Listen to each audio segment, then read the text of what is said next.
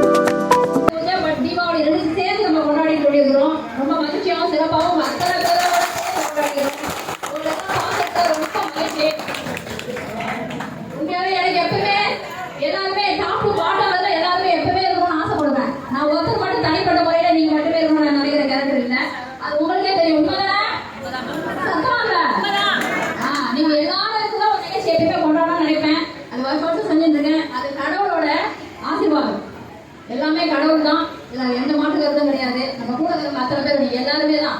நம்ம மனசு நம்ம இறைவன் நம்ம கொடுக்குறது எல்லாமே அதுதான். நீங்க எல்லாரும் கூட இருக்கிறதுல எனக்கு எந்த ஒரு இது உதவியும் இல்லை. சிறப்பாக நடந்துருக்கு, ரொம்ப ரொம்ப சந்தோஷமா இருக்கு. எல்லாரும் சாப்பிட்டீங்களா?